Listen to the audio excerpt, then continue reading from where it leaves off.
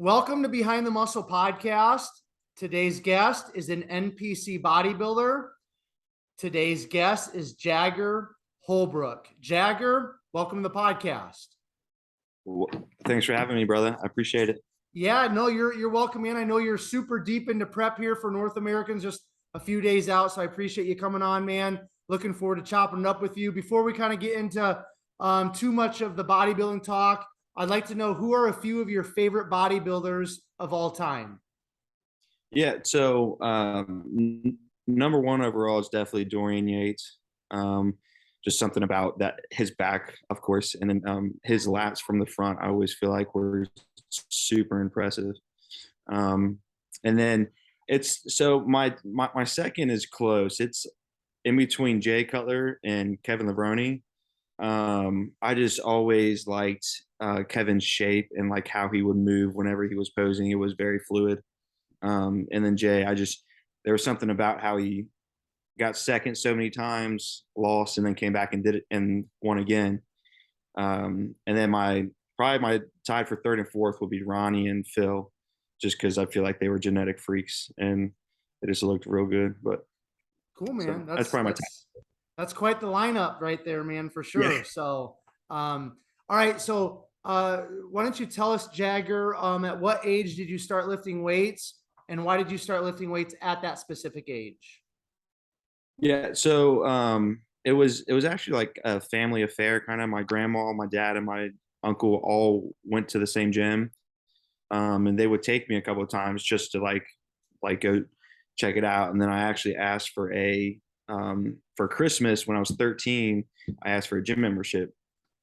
So my grandma got me a gym membership, started working out. I would go with my uncle at like 5 a.m. before school. And then I started playing football in high school, got into more of the football lifts, like lifting with the team and stuff like that. And then after football, when I was in school for engineering, I started as a personal trainer as like a part-time job. So I just kind of fell along the lines with that. Awesome, man. Pretty young start. Now I've got to ask you, I mean, you might be the first person ever on the podcast that said it was kind of a family affair. So, I mean, how did, were your parents like college athletes or something? How did kind of the whole family, even your grandma, kind of get into going to the gym? No, so my dad wasn't a college athlete. My grandma was just super like health conscious. Like she didn't lift weights really, but like she would go spend hours in the cardio room and just like stay on the Stairmaster. But and then my dad was always a bigger guy. Whenever I was younger, he was like 240, 250. So I always looked up to that and like wanted to be that size.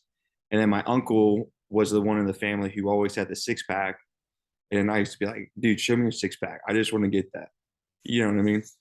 Yeah. So that's just kind of how it was, like a family affair. And then, I mean, my mom was a cheerleader, but I don't think she cheered in college or anything. So, but yeah. Very cool, man. Very unique. So, let's get into a little bit of your upbringing, your childhood. So, why don't you let us know kind of like where you grew up? Paint that picture for us of your childhood. What sports did you play? I think you mentioned football just a minute ago. What was life like for you when you're younger up to about high school? And then we'll transition from there. Yeah. So, me and my brother lived with my dad and my grandparents, when like growing up in like elementary school and middle school. And when I was younger, I played baseball, football, and soccer. And then when I got into middle school, I actually stopped playing football, and I started running track. So after I stopped playing football was when I kind of got into the gym by myself, with my family. And then I ran track. I lived in a small town called Independence. It's Independence, Kentucky. Super small town. And I went to a middle school called Twin Awful, which we could like walk to the school. So it was pretty like close niche to where everyone kind of knew everybody. And then after that in high school is when I started playing football, and then I continued to run track during high school as well. Okay. So So let's talk about your any like were there any coaches or any teachers or any adults, maybe it was your dad, your uncle, somebody within your family, but were there some adults in your life when you were younger, Jaggar, that really had a positive impact or a positive influence on you? And if so, who were those people and how did they positively impact you? yeah, so I remember I like specifically remember having one trainer when I was like 14, and it was like you're like new to a gym, so they give you like a free personal training session or whatever. And he showed me a picture of Arnold, who was like, it was the picture of he was using like a bicep bomber, and his biceps and his chest look huge. I was like, that's not real. I was like, and then the personal trainer, him and I kind of got closer, and he's the one who kind of like molded me to train the way that I train now. And he like instilled a lot of like going past failure and like that kind of stuff. I would say him, and then I had a football coach who was my defensive coordinator in high school, who was very much like pedal to the metal. Like it was funny. He was actually my football coach and the head track coach. So he's the reason why I went to football, because I was running track, and he talked me into going back to football. But he was just very much like, um, whatever you think that you can achieve as long as you work hard, then you can do that. Cool. So Yeah. That's pretty awesome to have a trainer at 14 and somebody that kind of exposed you to bodybuilding that young. I love that, man. So you what were you thinking about then once you were kind of in high school? Most of us kind of have some sort of idea or thoughts about what we want to be when we quote unquote grow up, or some sort of career. So in high school, what were you thinking about you wanted to do or be after high school? And then once you graduated high school, how did that kind of unfold, or did it? so at first, when I started playing football again, I like wanted to continue that into college, of course. But then I ended up, to be honest, I had a girlfriend back home, so I didn't want to go away anywhere. So I after that didn't work out, I thought I was going to go into electrical engineering, because I was decent at math and science or whatever. And then I was going to school. I got my associates in electrical technology. Started going for engineering, but that's when I started personal training. So it kind of I shifted over to the health, like exercise science type of studies and all that. So it kind of, I stayed in the realm of like being active, because I wanted to do like I either wanted to play football or be like a coordinator or like a strength coach for a football team. And then now I actually am a trainer, so I still like am kind of in the same realm, just not with the athletes really. Yeah, yeah. Okay, so before we get kind of too far into bodybuilding talk here, let's just I want to focus on the career for a minute. So you start personal training in college, and from your Instagram, I saw that you kind of have your own like your own team or your own training company. So why Mhm. don't you talk about how starting out personal training in college, and how has that kind of morphed over the years kind of into your own team or your own business? Talk about that, and how far, or what do you want to kind of do business wise with the training and the coaching? How far do you want to take it? Yeah, so I actually so I continued to personal train, and then I had other jobs as well. So my buddy actually opened up a health smoothie shop here in Florence. It's called Better Blend, and I started working there for him while I was training. Actually managed that for him for a short period of time, and then COVID happened. Hmm. Um, so when COVID happened, I got laid off, and I actually opened up the gym during COVID with my buddy that owned Better Blend. So him and I were kind of partners on it. I was the one that was doing the personal training, but he kind of did the finances and stuff like that. So we opened it during COVID. It was I think it was August of 2020. when we opened it, and then I started. I brought most of my in-person clients over to the gym, and then now I probably have about 30 in-person clients, and then I actually have memberships at the gym as well. So I probably have about 30, 35 memberships, and then I have online clients that I do either coaching for, like prepping for a show. I actually just had a guy compete in Knoxville, down at the Knoxville Classic. But and then I probably only have about 5 or 6 online clients. But my main goal is to be nationwide with the gym, as far as like going different states, having it in different areas, and then me not being as much of a in-person trainer, just kind of oversee the gyms and then have my online clients. What that, and then also becoming a pro bodybuilder is a goal as well. So yeah. It's all synergistic, right? It's all going to play together and tie together and work together, huh? Right. Well, yeah, and that's another thing too. I think it only helps that I'm going to be a pro bodybuilder, because it helps my image in the same industry. So Hey man, you know what? Like I think there's something to be said.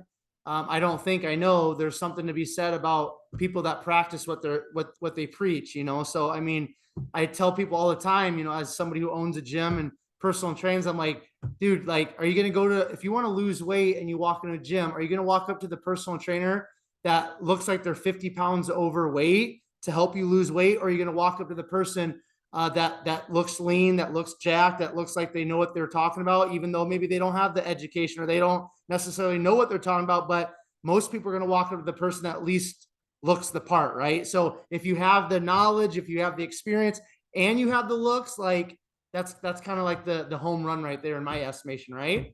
yeah, 100%, and I agree completely.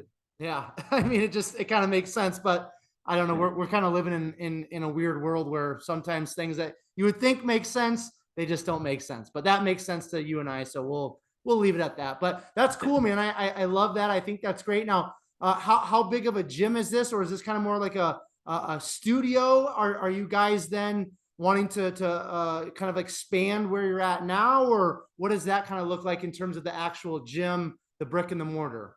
Yeah, so since we opened, I'm actually by myself now. My buddy Isaac, he started franchising his smoothie shop. So he was super busy with that. So we kind of came to an agreement where we just have a dissolution of partnership, and then I would just take over the whole thing. Um, but so what we have is, it's not really a studio, it's 2 garage bays, but they're separated in the middle. So they're both 1,200 square foot. One side has about 800 square foot of turf. And then they like have upstairs. So I have like a lot of my leg equipment upstairs, just because I make it like a cruel joke for my clients. And then on the other side is where all my free weights and stuff like that are. It's now I only have probably like 2 cable machines. The rest of it is pretty much free weights. So, Cool. but and What's then what's the name of the gym and where is it located for people that may be in your area? yeah, so it's called Jaggar and I Fitness. And then it's located in Florence, Kentucky right now, off of 18. It's like Florence, Burlington area. So uh, I am I am looking, because so me and my fiance moved to Dayton, which is like right next to Cincinnati. I'm looking for another spot up here, closer to here. I haven't decided yet if I'm going to expand and do 2 of them, or just move that one closer to here. So, Cool. but yeah, Love it, man. That's great. All right, so let's step back into competing bodybuilding talk now. Obviously, you were exposed to bodybuilding at a pretty young age because of this personal trainer. But when did you kind of start thinking about like, you know, because you were an athlete and then you went to college, you know, like strength and conditioning, like there's a difference, obviously, we all know, between training as a bodybuilder and training, you know, as an athlete. So when did you kind of flip that switch and say, you know what, I want to do this bodybuilding thing. I want to train like a bodybuilder. I want to compete for the first time. Unpack that for us a little bit, Jagger, please. yeah. So it was probably a year or two, probably 2 years. I think I was 19 when I really wanted to try and compete in a show and like pursue something in bodybuilding. I competed in a NGA show. It's a smaller organization. I just kind of wanted to like try it one time, see if I liked it, and then just kind of go from there. I worked with a local guy as far as my nutrition and stuff like that, and but I wasn't as strict as you need to be. You know what I mean? Like I would have a couple snacks here and there. So I ended up taking second in that show, but I like loved it. So I loved the process, and like after I got second, I was like, you know, if I did everything to a T and didn't snack, I probably would have taken that. Um, so I competed again about 2 years later in the Kentucky Derby. I was working with a different guy. His name's Nick Tong. You might know him. No, yeah, but I was working with him. Did the Kentucky Derby, and I did everything to a T. I didn't miss anything. I didn't eat anything extra. I hit all my cardio, all my training, and I won the heavyweight class there.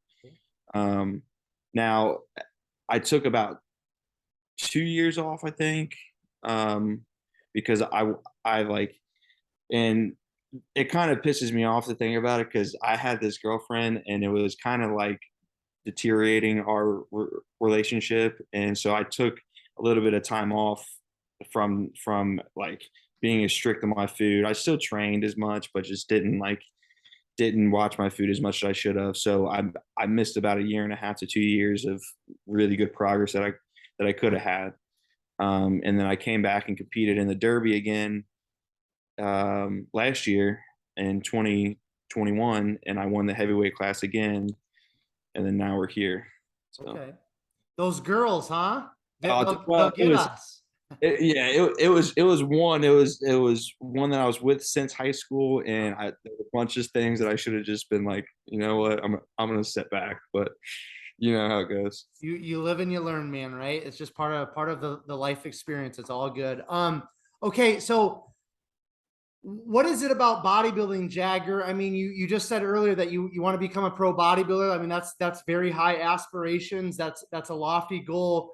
So what is it about bodybuilding, like, you know, the lifestyle and competing? What is it like that really you love and you want to continue to do it for the foreseeable future? Yeah, I think the main thing is I like being like to push myself to that point, if that makes sense. Like I get a sense of achievement in being able to do things that like most normal people wouldn't be able to do.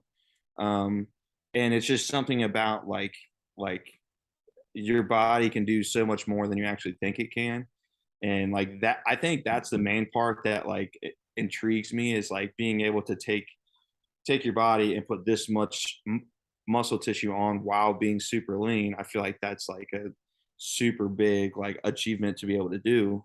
um and then just training in general, I just love to train.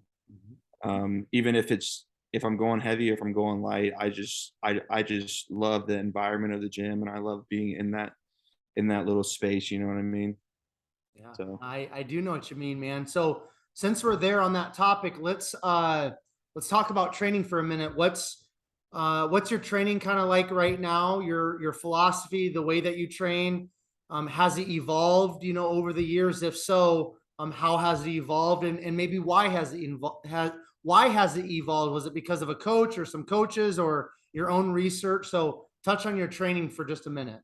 yeah, so there for a while I would do like 6 7 days a week with no rest days and stuff like that, and I would go till failure. I would do a lot of supersets, a lot of things just to keep my heart going to where I would feel that sweat. I wanted to make like if I wasn't sweating, then I feel like I like wasn't working. And then I did a little bit of research. This was after I competed at the Kentucky Derby for the first time in 2017. I did some research. Well, I mean, I just looked at the old guys. Like I looked at Dorian Yates and all those guys, and I that's when I started taking rest days. So now I train 5 days a week, and then my main goal now is I I still do a lot of volume when it comes to supersets, but my first couple movements are, excuse me, are strictly like compound to the point where I'm like solely focusing on making sure I'm getting the full contraction, the full squeeze. And then I work a lot with the eccentric movements. So even if I don't go as heavy, I'm still controlling that eccentric to the point where it's like, kind of tearing it up there. And then I do a lot of I kind of got it from Hanny is pre-exhaustion training. So like I do a lot of movements before my workout to actually get the blood in that muscle group. And then that's when I go into the heavier training and making sure that I'm feeling the contraction and stuff like that. So So where did you get the work kind of working the eccentric part of the movement, which I mean that's arguably the most important part of a movement if you're really trying to tear muscle tissue, right? Where did that kind of come to be for you? Was that a coach or where did you learn about that to really focus on that more maybe than other people? no, so I remember Dorian saying one time in a video that I saw, he was talking about how you're not done once you come all the way down. Like the movement is still working as you're going up, and it just clicked and made a lot of sense to me. I'm like, because if you can hold it as well, you get the isometric and then you get the eccentric, and then you're just tearing down every little fiber that you have. And I did it. I trained that way for like a week, and I couldn't move because I was so sore compared to what I was before. And I was like, there like has to be something to this. So I'm just going to keep it in. So, Cool. but What's been your current training split for the last while or during this prep? You said you trained for 5 days. So what does the structure of that look like? yeah, so it's very much like a bro split almost. So I do chest on Mondays, back on Tuesdays, and then I take a rest day on Wednesday, train shoulders on Thursday, arms Friday, and then legs Saturday. And my main thing is like I I want to be sore to the point where I'm still sore until my next training session. So like a lot of my buddies they do legs twice a week as far as because they want them to grow more. But my goal is to make them as sore as possible to where I can't really train them until the next week. Now I did switch it up a little bit. So I I competed at the Kentucky State 2 weeks ago, or about 3 weeks ago, and from there I started training biceps with chest and triceps with back, and then I added an extra day for chest again because I feel like my chest needs to come up a little bit. Perfect, Um, man. Awesome. but Um, that go for it. Go for it. You're good. I was gonna say that's only been for the past 2 weeks. After the show at North Americans, I'm gonna go back to my normal split. And I was even thinking about kind of following more of a Dorian Yates style where I would train 4 days a week and then taking 3 off. But I'm kind of gonna make that assessment after the show. Okay. So Excellent, man. All right. So let's get into competing here just a little bit. So last year you said you competed at the Kentucky State. Is that correct? Kentucky Derby. Okay, Kentucky Derby. Um, and you won the heavyweight class in that competition. Yes, sir. Yep. Okay, and then just a few weeks ago you competed at The Kentucky State. the Kentucky State. All right. From the Kentucky Derby last year to the Kentucky State this year, what were some of the body parts that you wanted to bring up? What was kind of your focus for that off season? And then why don't you tell us why you decided to do the Kentucky State that's so close to North Americans? Yeah. So the biggest thing that I need on my physique is width in my back. I feel like the density is pretty decent as far as where my traps and rhomboids come together. But the width in my lats definitely need to be wider. And I have during football, I actually tore a muscle, well, a spinal receptor in my back. So my right side's a little lopsided. So I've been doing a lot of isometric movements this past off season to try and bring that side up. But so the width of my back was a big thing, and then my shoulders was another big thing that I tried to bring up because I feel like one of my weaker poses is my front relaxed pose. Just when I'm standing there, I feel like my shoulders kind of go away. So trying to get more of a cap on my shoulders, and then the width of my back were probably the main things. Um, and then I got into the Kentucky State, so I had talked to a couple guys about doing it earlier in the year because it was so close to North Americans, but I didn't really. I wanted to focus on North Americans and not think about anything else. And then when it came closer to the Kentucky State, I was pretty much already ready to go, and my buddy was competing in it. And I talked to him for a second, and I was like, you know what, whatever. And then also this is the first time that I've prepped myself, so I wanted that peak week to kind of see what would work best for me during this peak week for North Americans. So, Okay. but Now, okay, so I wanna go back to trying to bring up your shoulders and back width, and then we're gonna get into you prepping yourself after that. But what have been some movements that you used or techniques that you found that have worked well up to this point for that back width and getting your shoulders a little bit more capped and bringing up your shoulders? yeah, so the main thing for the back width that I've been doing more are I've been starting every back day with 5 sets of pull-ups till failure. And then I've been working with a lot of pullovers. And before, when I would do pullovers, I would just do the movement. I wouldn't really make sure that I'm feeling everything. But this year, I really focused on making sure that I was feeling everything. Um, and then, of course, I actually changed to a lot of um, like reverse grip pull downs instead of the wide grip pull downs. I would still do wide grip, but I just felt like I could get that a, a little bit better squeeze with the reverse grip. So those three movements were kind of my main focal point on making sure that I contracted them as much as possible. And then for shoulders, the main thing that I started doing instead of standing there just doing normal raises and like normal upright rows, I would do like a chest supported one or one to where I had to keep that momentum from not being there. So like I would stand against a bench and then just kind of do some of my raises or do like an upright row with the bar and making sure that I wasn't moving my body at all except for my shoulders.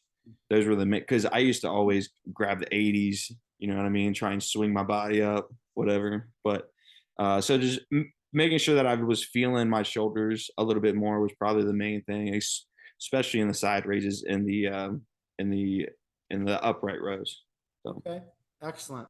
Okay, so getting into prep talk, you said that that you are prepping yourself.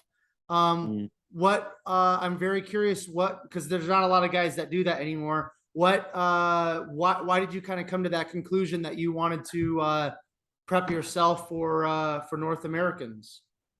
You know, I kind of looked at it as a challenge almost. Because I mean, I prep people or like I coach people for shows. Um, and then of course I've been through prep, so I know what it feels like. And I just saw it as a challenge to be like, I don't really know many people that do this. And I think it'd be really cool if I like did it by myself and then like especially if I did well, then it just like adds to my image. Like look, I did this by myself, like whatever. But I have one really good buddy down. He's from Lexington. His name's Tyler Bedson, which I was gonna use him at first, but then I just thought about it, and I was like, I just gonna kind of try this at least one time, see how it goes, and if it turns out to go well, then that's just a plus for me. Okay. Now, generally speaking, because a lot of people that I bring on the podcast and I kind of ask them, like, hey, a lot of people kind of prep themselves like for the first show because they don't really know any better, and then they get a coach, and that's kind of where things take off. So a lot of people that come on here, they recommend like if you can find a local coach, get them. It just kind of, it speeds things up. Obviously you've had coaches in the past. So, and you being a coach yourself, where are you at with the whole coaching thing? Do you think people, you know, if they're kind of just getting into the bodybuilding thing and wanting to compete, they really don't know a whole lot? I mean, is it smart for somebody to find a good coach right away? Or do you think maybe people should try to do this thing on their own right away? What are your thoughts? No, I definitely think right away, at least you should have your own coach. And to be honest, if I wasn't in this industry as a career, I probably would still have a coach. Because like for me, since I'm in the industry and I coach people, that's why I used it to be like I know what I'm doing. Like this is what I do for a living. I went to school for it, so why not just use that knowledge? Now, for like most people that compete, they have regular jobs, right? So I think it's very smart to have a coach then because you're not in that 24/7 mindset of like this is what I do every day with other people. So Okay. if that makes sense, I mean it's I just I just think it's way more beneficial so that you don't even have to worry about knowing the knowledge if you're not in the industry. So No, that definitely makes sense, and it makes sense where you're coming from. It sounds like you have a very strong business mind, and you're kind of focused on, you know, not just being a bodybuilder and competing, but it's like, hey, how can I do this, something that I'm passionate about and I love, and you know, set myself up for more success in terms of business, right? I mean, that's kind of where your mind's at. That's at least what I'm hearing. yeah, 100%. And it's just like I said, if it didn't turn out well, it was all on me. It was, and then that probably would have hurt my image a little bit more as well. So I kind of took it a little bit more seriously than I have in the past, as far as the prep went. But I think it turned out well, and I think it's only going to excel my clientele. And then also, I feel like I've grown a little bit during this prep too. So that's always a plus. Yeah. So If you can be in prep and you feel like you've grown a little bit, man, like that, I think that's like the magic that everybody's trying to find, right? So no, yeah, that's one hundred. great. I love your mindset, man, and much respect. Now, why did you choose to do North Americans? Why not USA's? Why not nationals? Why North Americans this year? Um, well, to be honest, my fiance has friends in Pittsburgh. So the plan was to compete at North Americans, and then we're actually going to stay with them for the weekend. Cool. So that was a small reason why. But then I always just saw the guys at North Americans. It's not too far away. Where Vegas is a little bit further from us. We would have to fly. Pittsburgh's only about 4.5 hours, and then it was Vegas's or USA's, which is the one that I thought about doing instead of North Americans, or like those were the two that I was going kind of like back and forth for. But it's like 2 weeks after my birthday, and I was like, I kind of still want to have a free meal on my birthday, so I'm gonna do that and then just get ready for North Americans. So Cool. Yeah. It's always fun asking that question because everybody has different reasons why they pick different competitions. So now this is going to be your first national level pro qualifier competition, correct? yes, yeah. Okay, cool, exciting. So, what? Okay, when you step off stage this year from North Americans, you will be satisfied with yourself. You will be happy with yourself. If what? Fill in the blank. What's your number one goal going into North Americans competing as a heavyweight this year? Well, I mean, of course, the goal is to get first place in the heavyweights, and then be competitive in the overall. Whether that's winning the overall or getting my pro card, because I think it's the top four in the overall that get your pro card. So that's obviously the goal. Now, as far as being satisfied, I I'm a little bit harder on myself than I probably should be. So like whenever I'm looking at my pictures now, I'm like, okay, this needs brought up, this needs brought up. So I'm kind of already in the mindset of like, I need to work on these areas as soon as I step off stage. So I'll be satisfied. Definitely if I get my pro card and like if I win the heavyweight class for sure. Um, but my mind is going to shift right after that to improving because next year I'll definitely need to step on stage as a super heavyweight because there's no way that I'll be able to suck down again if I put any tissue on. Mhm. So that's kind of where my mindset is right now. Of course, I'm going for first, but then I'm ready to start improving for next year and stuff like that. Okay. Now, So, I know you're prepping yourself, but do you have like somebody in your corner or a couple people in your corner that are kind of some eyes that you trust that you can send them pictures or they see you in person, say, "Hey, Jaggar, like you're right on point," or "Hey, we think this or that." Like, do you have a person or two like that in your corner, or is this 1000% you? no, I definitely have people who I trust to tell me the complete truth because we have all those gym bros that are like, dude, you look sick, whatever. You know what I mean? But I have, like I was saying earlier, my buddy Tyler Betson, who is a pretty well known coach around here. I'll send him pictures sometimes, and he'll tell me how I'm looking. And then I have a buddy named Matt and a buddy named Eric who are like very much like will tell you how it is all the time. So I send them pictures and they let me know. They pretty much go off of how I've looked before. They've both competed, so they know what it takes and they know how you should look, I guess, or like what like looks good to them. So they're pretty. I feel like their feedback is pretty good as well. Okay, cool. So you're taking off to Pittsburgh then tomorrow?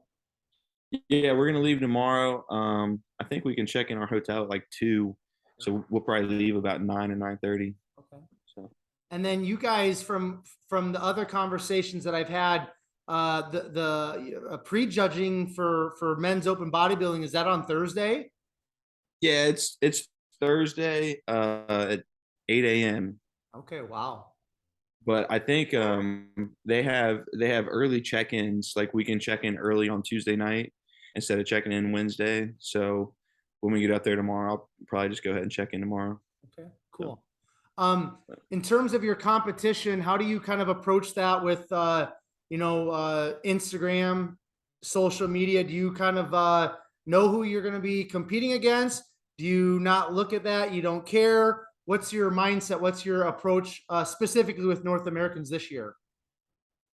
yeah, I mean, I would like to say that I don't look at it, but Hard not it to, kind right?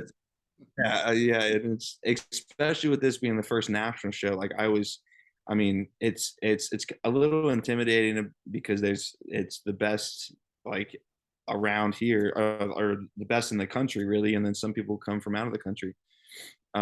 So I look at a lot of guys that I know that'll be in the heavyweight class, and then I know a couple super heavy guys that I always look at. But I try to keep it to a minimum because I would get in my head a lot if I looked at it too much, especially because I like compare them to me and like what I feel like they're a little bit better at or whatever. So, but Okay, so I won't ask you to say anybody in your division or your class, but super heavyweights, who are some of the guys that you're looking at their physiques and saying like that's pretty legit? there's one guy who I think looks really good. His name's Felix. Yeah, Uh, Felix Norman. I forget. Yeah, Norman. Yeah, he looks He's really been on the good. podcast. Awesome guy.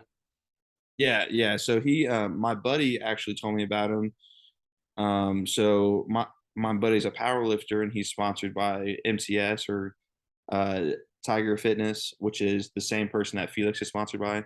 So he kind of told me about him, which I ended up kind of following him a little bit.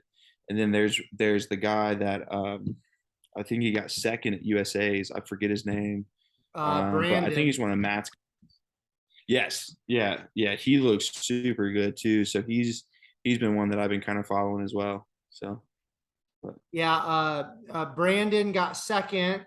and I think his coach is out of Pittsburgh. I can't remember his name off the top of my head, but then Cole Eastfold, he got third at USA's.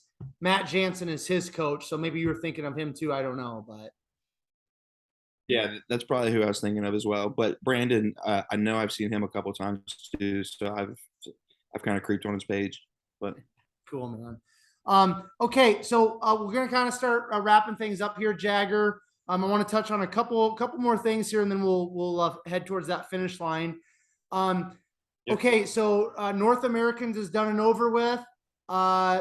You know, I guess I want to ask you, in terms of a competitive bodybuilder, obviously you want to win.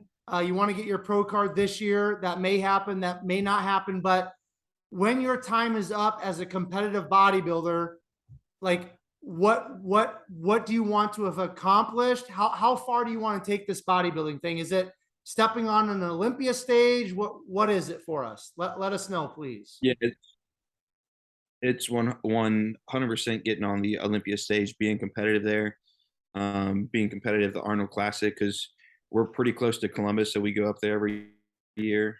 So that's always been a big goal of mine. And then pretty much just being like, I would like to get to the point where I just do the Olympia and the Arnold every year, like just those two big shows, and then just hit up, like almost be like an ambassador for the sport, where I travel the countries, um, and then just kind of show up at expos and do stuff like that.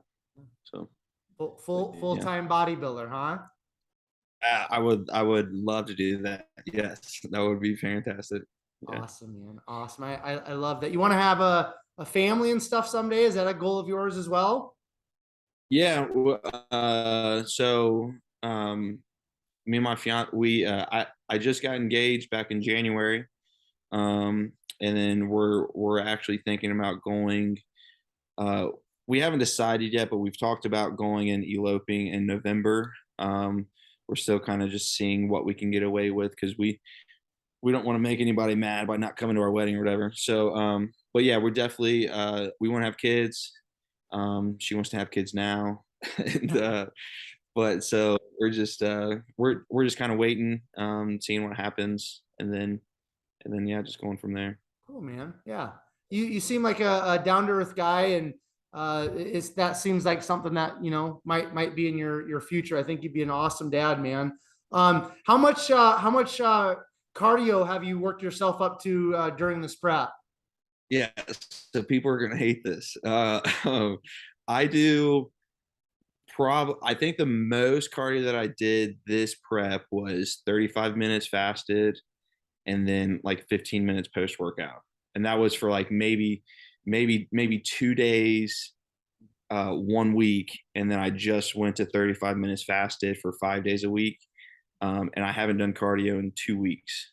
Wow. So it's I don't know if my body just responds really well when I do a little bit lower carbohydrates, but it's just the weight just starts to fall off whenever I start to do like my carb cycling, when I do the low carbs and then like refeed days and stuff like that. So and of course for me, I always think it's smarter if you don't have to push cardio, then you don't retain as much water in your legs. You get more lines in there, so it just looks better. Yeah. I think, but Well, I know some people. oh, Go go ahead. ahead. No, go ahead, my man. I was gonna say I have some clients that have to do like 2 hours of cardio, and it's like their weight, it's like barely budging, which I feel for them, but it's just kind of how your genetics are, I guess. Mhm.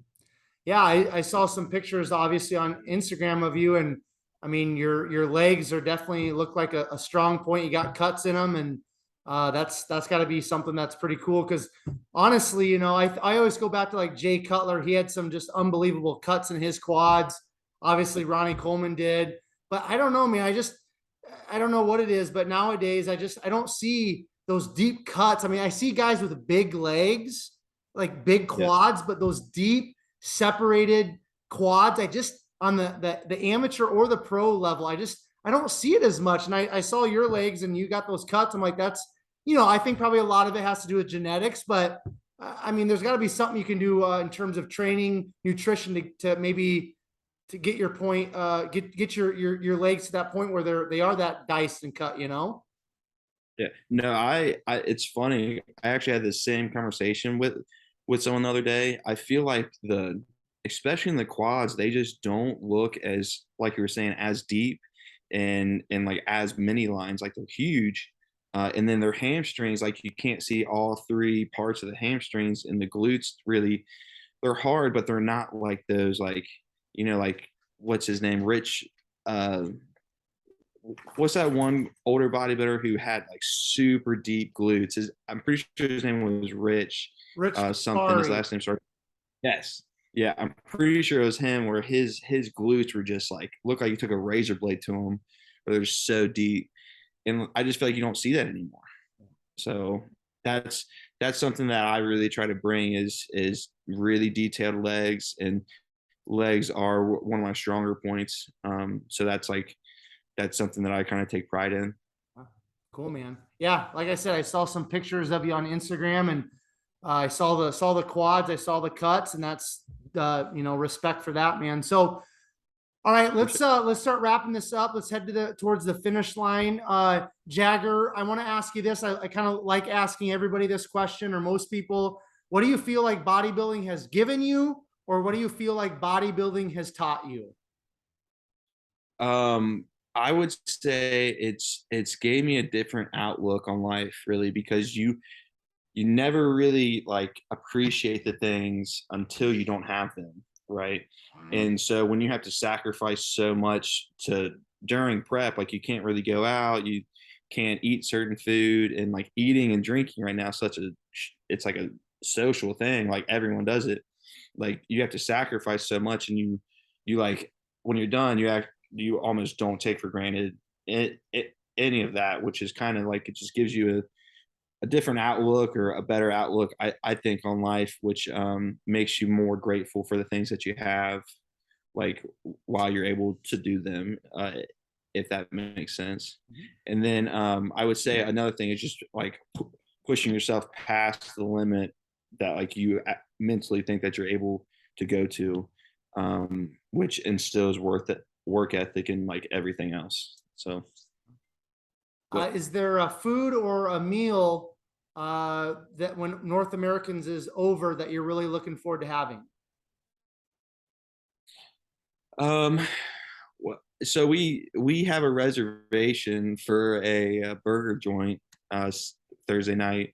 I just a lot of times, man, I crave like burgers and fries, which is weird. I've actually been craving sushi here recently, and then we're actually going to get sushi on Sunday when we get back home from Pittsburgh. So that I might be looking forward to that more than I am the hamburger and fries. So, but You now, did I hear you correctly? You have a reservation for a restaurant for a hamburger place? yeah, yeah. Okay, On you're not playing around then, are you, dude? Huh?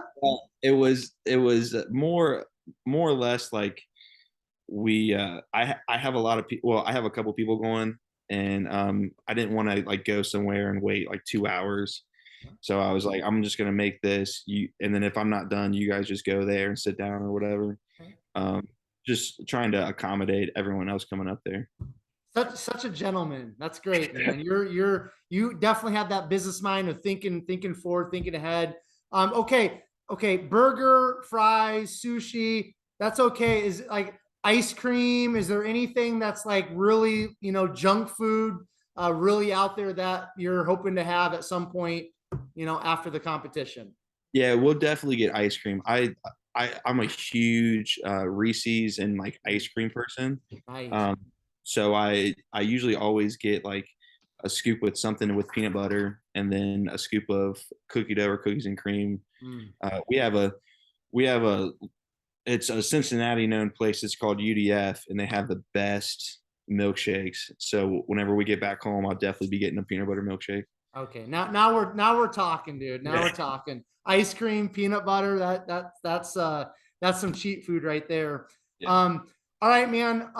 Let's end with a fun question here, and then I'm gonna kind of let you share any final thoughts, any final words, and then I'll do a quick outro. We'll get you out of here.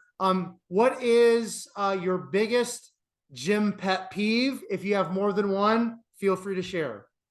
Well, I feel like this for me, it's a little bit different because I own a gym. So I have a ton of them. The main thing is like, and I don't know if you've seen it on my Instagram, but like I usually start training clients at 5 a.m. So like I'm already not in the mindset to have to clean the gym up at 4. So I get there and some people from the night before, they'll have like 2.5s behind like 4 45s, or like they'll have a 25 sandwiched in between 45s or something. I cannot stand, like I need to have it very organized. And then another thing is the chalk that I have to deal with on a regular basis is crazy.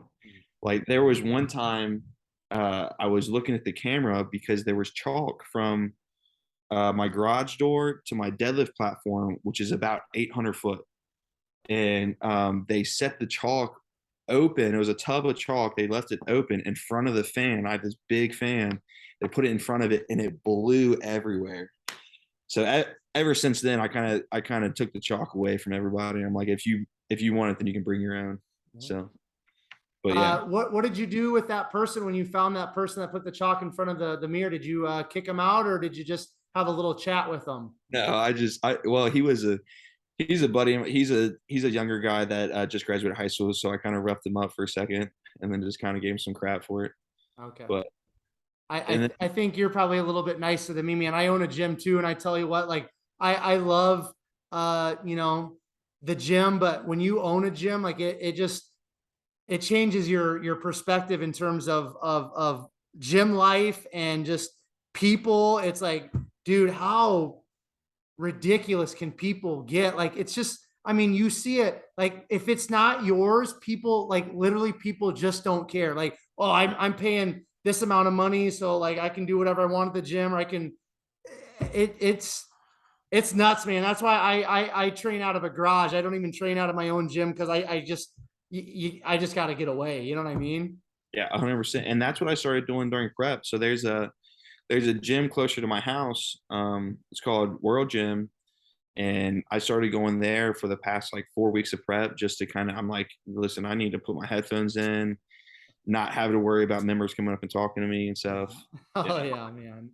Now I got to ask you this because you said about kind of being organized with the plates and stuff. Now, this drive and Chris Bumstead, actually, whenever I watch his videos, because I love that guy and his content's always great, and I'm just an amazing physique, obviously, but he drives me so nuts because like I mean, it doesn't matter if it's a Smith machine or the leg press, but like he'll put like, like different, like it'll be 45s on there, but it's like different companies, different brands, different types of 45s. And I'm just like, dude, like that drives me nuts. So are you a person that has to have like all like the same brand, same kind of 45s, or will you just throw any type of 45 on?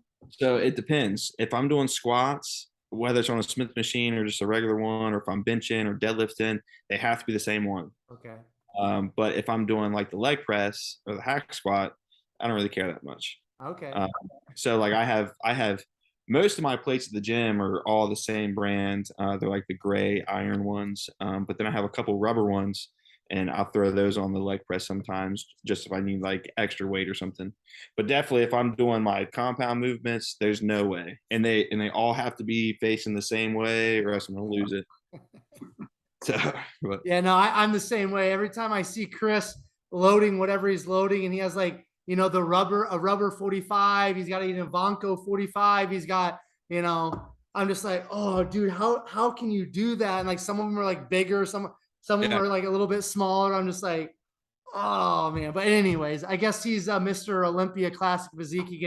He can do whatever he wants. But He I guess there's a method to his madness. I guess so. It works, right? Maybe I need to start switching up my 45s, right? Maybe that's my issue. So, Right. anyways, but Jagger, man, really, really awesome conversation, fun, man.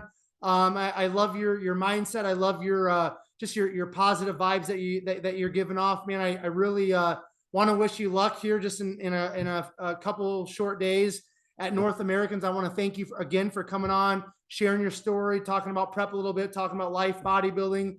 It's greatly appreciated. Before I do a quick outro, if you have any final thoughts, any final words, any shout outs, I'm going to turn it over to you. I'll do a quick outro. That'll be a wrap. Make sure you also give us your Instagram. So the floor is yours, and then I'll close us out. Yeah. So huge shout out to all the people that helped me out as far as, like I was saying, Tyler Betson. I have a trainer at the gym, Anna Hootie. She's awesome. She like actually made shirts for North Americans and stuff like that, and she's going up there. My buddy Matt, my buddy DeVay, and then of course my fiance.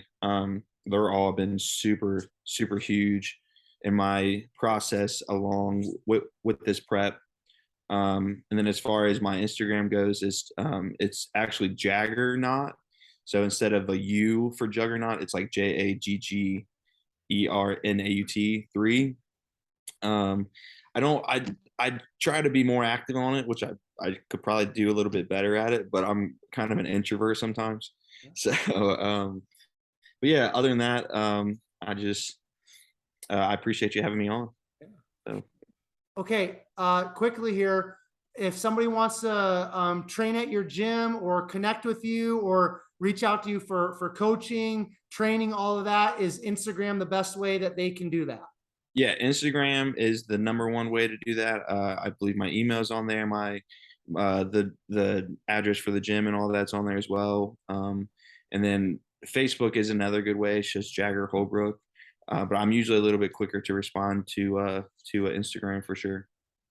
And then one last quick thing, I saw that it looked like there was a supplement company that was on your Instagram bio, that there was like a discount code or something. Is that something you want to give out as well, or mention? Yeah. So it's Rule 1 Proteins. The discount code is just Jaggar. And they always have deals going on. Like right now, they have a Labor Day deal where I think it's like buy one get one, or like 40% off or something like that. But yeah, if you check their website out, that's all the stuff that I used or that I still use. So I think it's great stuff. Okay, cool, man. All right, appreciate your time, Jaggar. Okay. Yeah, absolutely. I appreciate you having me. Yep, you're very welcome, man. All of you who are tuning into another episode of Behind the Muscle podcast, I just want to say thank you so very much. I appreciate all of you. I value all of you. As always, if it weren't for all of you, the podcast would not exist. So thank you so much for listening, watching another episode of Behind the Muscle podcast. Quickly here, as we wrap up this great conversation with Jaggar, if you haven't done so already, please hit that subscribe button on YouTube. If you're not listening to this on YouTube, please go to YouTube, hit that subscribe button. That's really important because I release all these episodes first on YouTube, and then I'll distribute them to iTunes, Podbean, Castbox, and some of the other major podcast platforms. So please hit that subscribe button on YouTube. I greatly appreciate that. And then one other quick favor I'd ask of all of you, please share this episode on your Instagram stories. Make sure you tag Jaggar, tag Behind the Muscle, so that we know that you listened specifically to this episode and found great value in it, in which I know you did. And then finally, I will leave you all with this. Remember, behind the muscle, there's always a story. We'll catch you guys later.